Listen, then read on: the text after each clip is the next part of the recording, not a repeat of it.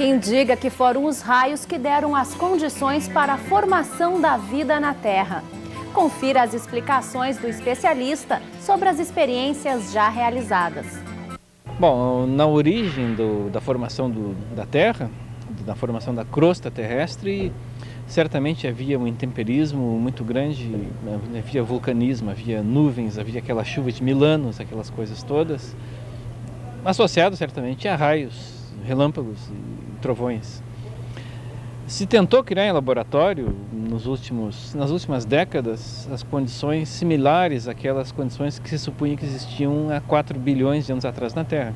Então, em câmaras fechadas se colocaram os 4 elementos fundamentais para a vida, que são o hidrogênio, o oxigênio, o nitrogênio e o carbono, gases, e se fez passar durante dias a fio, semanas a fio, correntes elétricas, descargas elétricas por esses gases, e vendo o que acontecia. Ora, é lógico a gente supor que alguma combinação entre essas moléculas pode acontecer, porque as descargas elétricas excitam os átomos e as moléculas, fazendo com que os elétrons fiquem mais propensos a estabelecer ligações químicas com outras moléculas. De fato, a experiência verificou, a todas essas experiências, que foram se formando aminoácidos e moléculas cada vez mais complexas. Isso experiências que duraram semanas. Ora, as condições reais na formação da crosta terrestre e na origem da vida são essas ocorrências de descargas elétricas por séculos ou milênios. Isso faz com que seja lícito supor que por aí se criaram moléculas muito complexas que começaram então a estabelecer outros processos físico-químicos de, digamos, sofisticação da matéria organizada. Então, em suma, o raio pode ter iniciado a vida na Terra. Eu acho que os raios, as descargas elétricas foram importantes para a vida na Terra. Você sabe o tamanho da energia gerada por um raio? Uma nuvem de tempestade produz em torno de 3 descargas elétricas por minuto, com uma média de intensidade de 40.000 amperes, 2 vezes mais do que a amperagem de um chuveiro elétrico. Mas o tamanho das descargas pode ser muito maior. As descargas normalmente têm um valor médio, tá, da ordem de 30.000 amperes. Tá? As maiores descargas registradas são da faixa de 200 a 300 mil, ou seja, 10 vezes mais. Mas essas descargas são pouco frequentes, para sorte nossa. Tá? Sob um certo aspecto, as grandes descargas são favoráveis na proteção do sistema. Porque o que acontece? O comportamento de uma descarga a gente associa eletricamente como uma esfera. Se pode associar uma esfera. Quanto maior a corrente, maior a esfera. Então, se a gente colocar uma haste, por exemplo, e a gente jogar uma bola de grande tamanho, um balão, em cima, normalmente o balão vai cair em cima da haste. Então, o sistema vai estar protegido se a gente considerar que esse balão é o raio grandão esse. Em contrapartida, se for um raio de baixíssima intensidade, pequenininho, o que acontece? É uma bolinha pequenininha, aí a gente joga e ele passa do lado da haste que a gente estaria usando como proteção.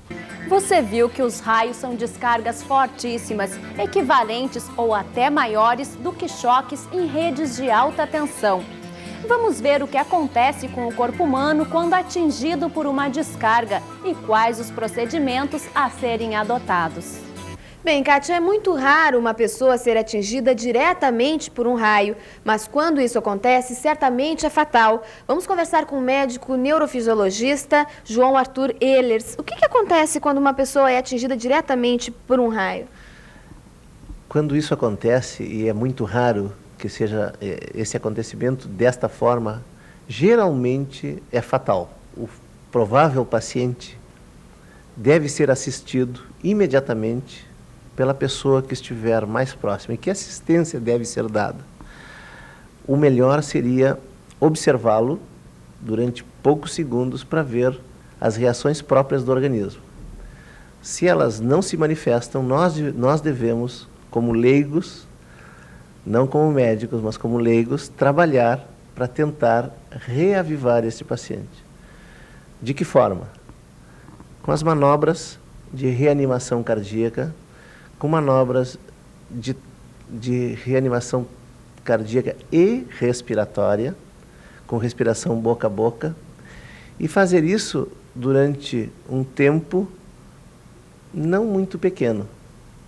Até conseguir algum resultado. Até conseguir algum resultado. Muita gente acredita que não se deve tocar em uma pessoa que tenha recebido uma descarga elétrica como um raio. Isso é verdade ou é um mito? Não, as pessoas acreditam isso e é um mito que nós devemos tirar da sociedade.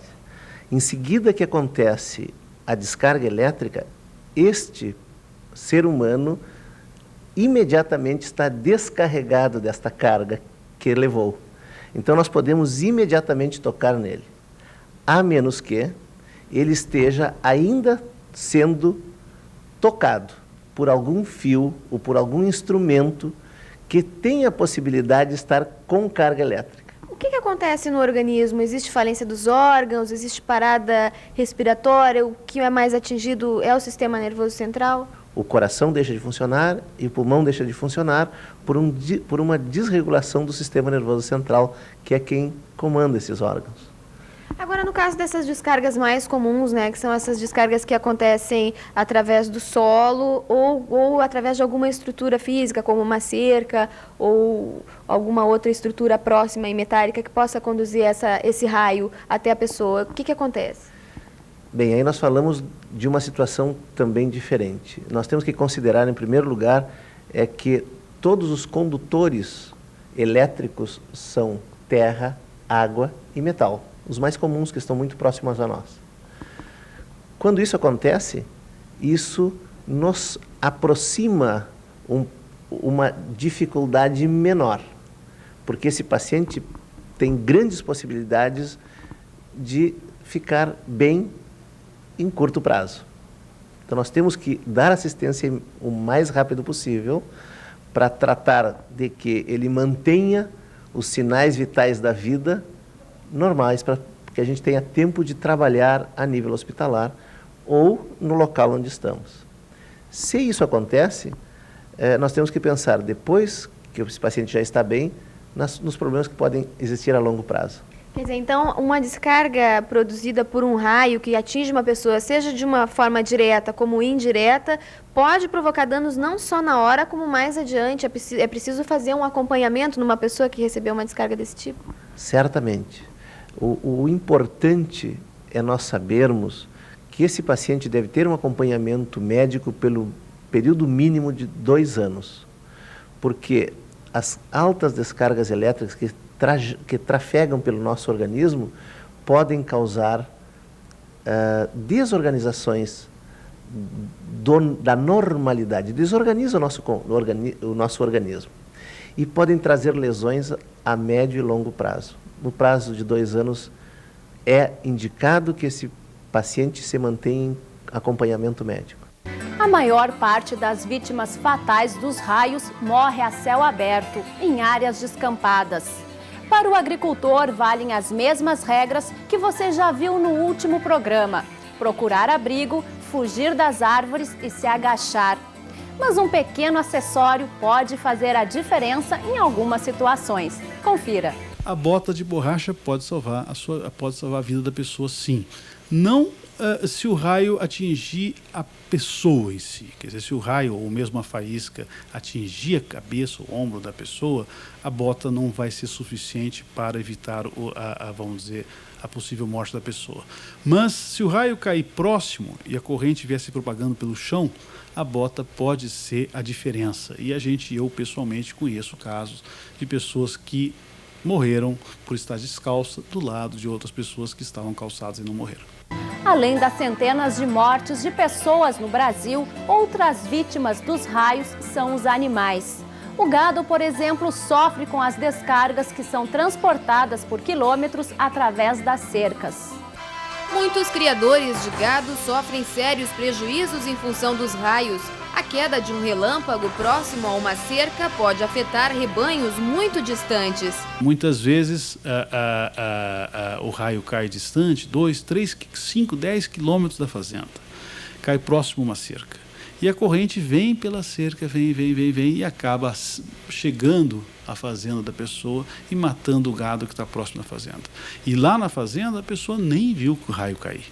Então, para evitar esse problema, né, as cercas devem ser interrompidas. A cada 50 metros, por exemplo, você interrompe a cerca de arame farpado, aterra o arame farpado e aí deixa um espaço entre um mourão e outro, de algum 10, 20 centímetros, e começa a cerca novamente.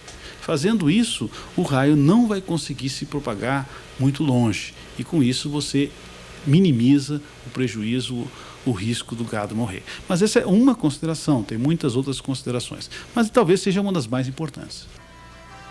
Algumas empresas estão desenvolvendo equipamentos para alertar os pecuaristas em caso de tempestades. Está sendo preparado um projeto para ser comercializado de um detetor de tormentas para fazendas e locais rurais assim que tenha gado e outros animais, de tal sorte que as pessoas recebam um aviso bastante antecipado da ocorrência de tempestades e possa organizar o seu gado, evitar que o gado vá para baixo das árvores e morra por uma descarga nas árvores. Isso é uma coisa bastante comum. O gado se reúne para se proteger da chuva embaixo de árvores e a árvore é atingida. Como o gado, vaca, boi, tem uma distância de patas bastante grande, uma corrente fluindo pelo solo e circulando pelo solo e pelo próprio animal produz a morte, às vezes, de dezenas de animais. Se vê assim, tem fotos mostrando isso, dezenas de animais mortos devido a uma descarga numa árvore porque eles buscam um abrigo errado. Da mesma forma, com esse detetor, o que vai se fazer? Vai se fazer com que o gado possa ser confinado em locais em que ele não seja sujeito a levar um choque e morrer devido a um raio. Um relâmpago pode gerar energia suficiente para combinar o oxigênio e o nitrogênio do ar, formando dióxido de nitrogênio. Ele se dissolve na chuva e chega ao solo como ácido nítrico. Mas o que isso quer dizer?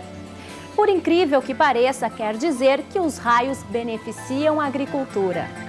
Os benefícios do raio para a agricultura são enormes. No nosso planeta existe uma lógica de que as cargas elétricas, ao circularem pelo ar, produzem nitratos que são usados como adubo natural para o próprio meio ambiente.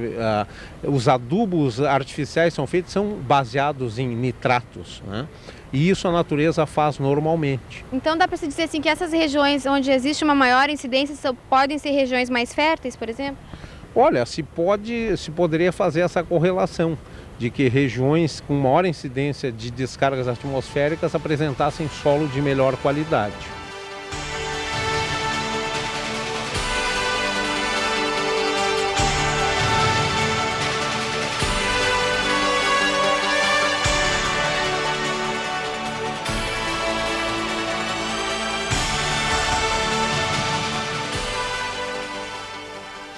Por serem tão comuns e muitas vezes perigosos, hoje existem institutos e cientistas especializados na monitoração de descargas elétricas.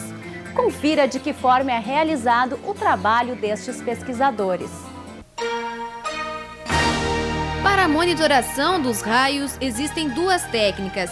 Em uma, a incidência dos relâmpagos é medida localmente, em pequenas regiões, com alto nível de detalhamento. Em outra, as medidas são realizadas em escalas globais, com menor detalhamento. Uma composição dessas duas técnicas, olhando em pequenas regiões com bastante detalhe e olhando em grandes regiões com menos detalhes, a combinação de tudo isso que leva a esse monitoramento, a essa, vamos dizer, conhecimento da incidência de raios.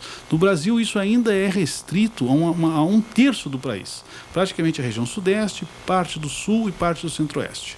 Mas nós acreditamos que até o final dessa década, 2010, o país talvez já esteja coberto por uma rede completa e a gente possa falar de uma maneira, vamos dizer, detalhada a respeito da incidência em todo o país dos raios. Quais são os equipamentos utilizados para fazer essa medição? Bem, são sensores, esses que fazem essa medida em grande escala são sensores de raios, são sensores que captam a radiação. Quando um raio ocorre e cai num determinado lugar, esse raio emite radiação eletromagnética que se propaga no espaço.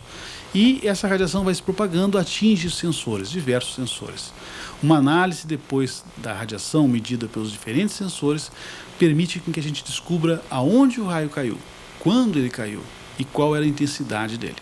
O INPE, Instituto Nacional de Pesquisas Espaciais, está analisando o impacto dos poluentes na formação dos relâmpagos. A alta ocorrência de raios no Vale do Paraíba motivou os estudos.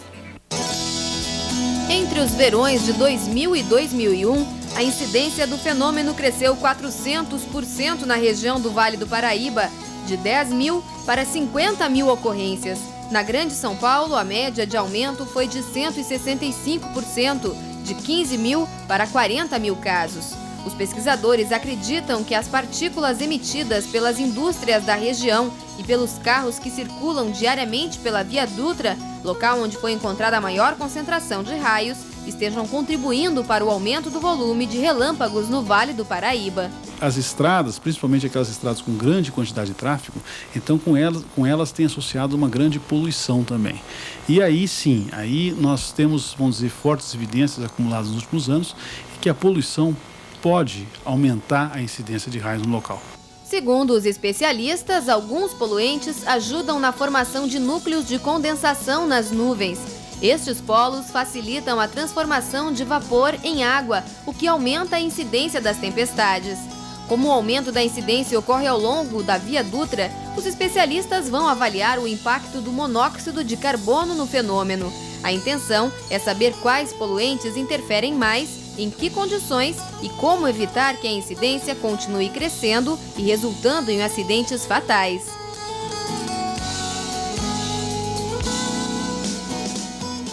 A ciência estuda ainda um outro fator que pode colaborar com o aumento da incidência dos raios, o ciclo solar.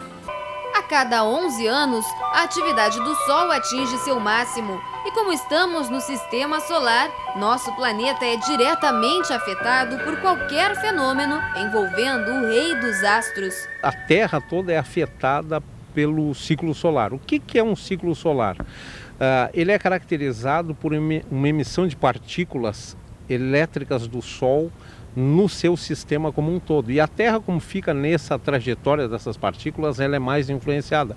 Por exemplo, uma coisa que a gente sabe com certeza que a aurora boreal, que acontece no Ártico, ela é produzida por essas partículas que, quando incidem na atmosfera, se transformam em fótons, luz, portanto, e criam aqueles efeitos. Grosseiramente seria uma coisa assim. Como, da mesma forma que essas partículas provocam uma aurora boreal, também elas servem para mexer no carregamento geral da atmosfera do planeta. Essa carga elétrica que ela move produz épocas com maior quantidade de descargas, também mexe nessa concentração, e épocas com menor quantidade de descargas.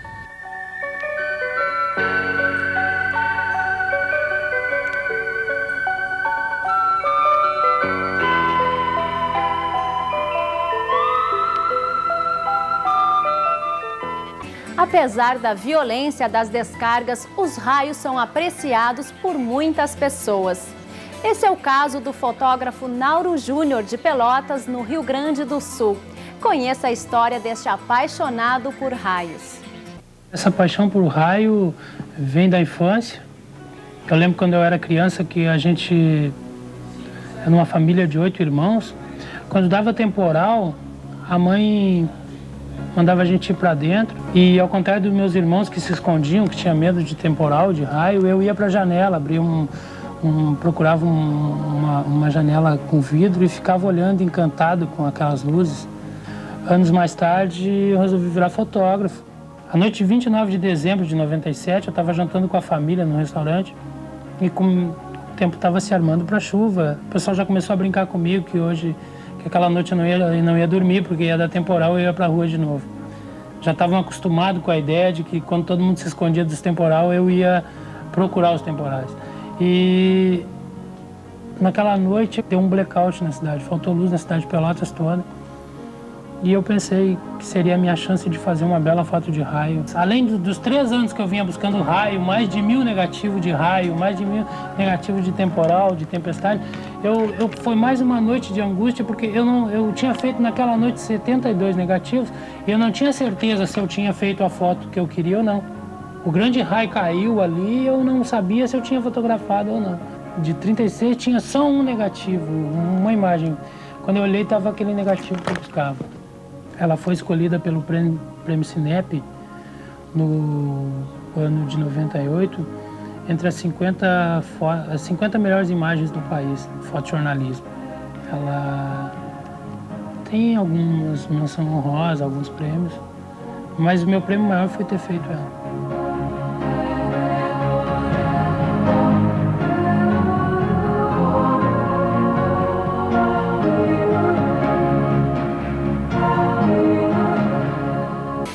Agora que você já sabe tudo sobre raios, tome cuidado. Apesar de fascinantes, as descargas são muito perigosas. O Tempo da Gente de hoje fica por aqui. Até o nosso próximo encontro.